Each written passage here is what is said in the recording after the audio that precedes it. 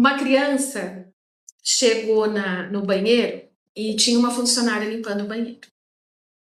E aí, essa funcionária, a criança parou na porta e falou assim: Ô, deixa eu cagar.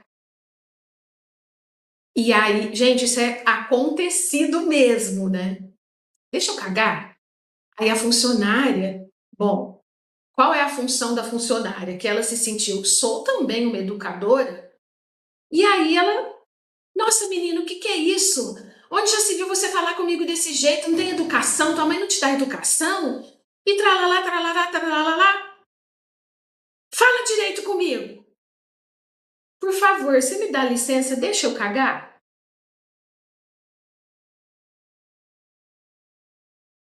Gente, como essa criança se sentiu? Para ele, falar deixa eu cagar é normal. Ah, mas ele tem que saber que na escola não é assim que se fala. Então mostra para ele que não é assim que se fala. Ele não é adivinho, ele é só uma criança. E muitas vezes até adolescentes que não sabem como que se comporta em determinados ambientes. Como que é o mundo fora daquele círculo que ele está acostumado. Do grito, do cagar, do mijar e por aí vai. Muitas vezes, gente, a realidade é aquela. As pessoas que ele mais ama e conta na vida falam daquele jeito.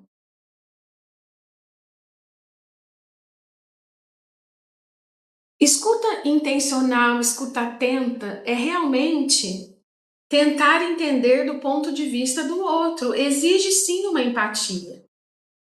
E a nossa reação, muitas vezes, é de não entender. Nossa, mas o que esse menino está falando? Até quando vai perguntar sobre algum conteúdo. Eu tô falando isso, né? E é de novo estabelecendo relação em como a gente aprende as relações que a gente estabelece.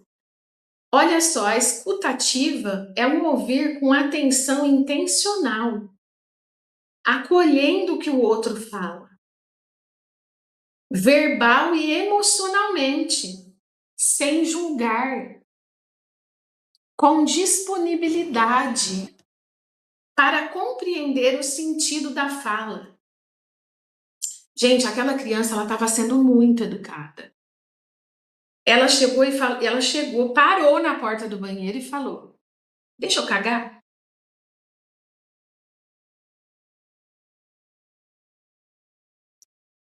O corpo dela falou.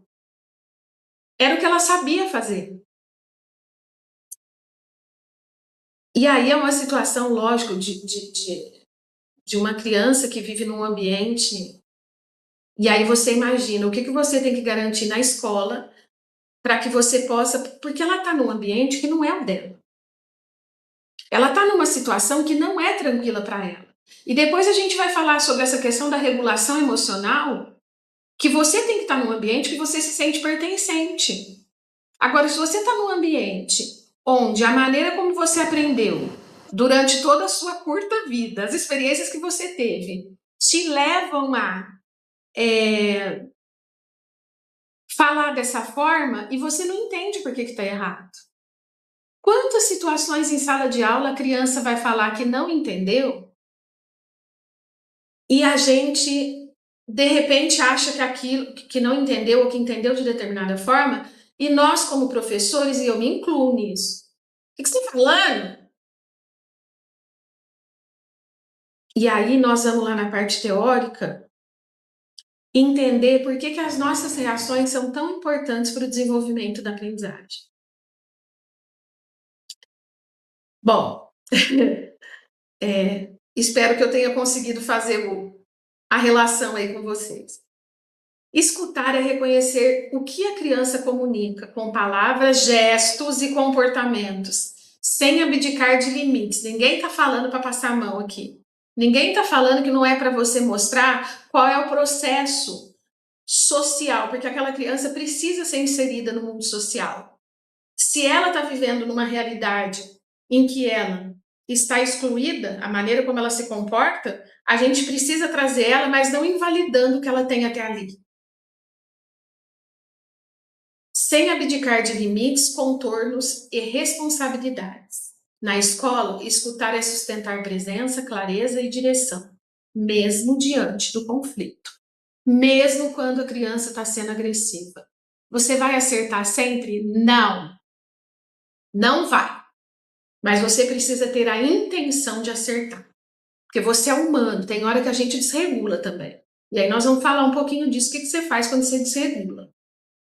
Porque a gente é humano. Por isso que o ambiente escolar regulado, não só a sala de aula, é tão importante. Porque do mesmo jeito que o aluno tem que se sentir acolhido, o professor também precisa sentir que ele pertence àquele lugar e que ali é um lugar de força para ele.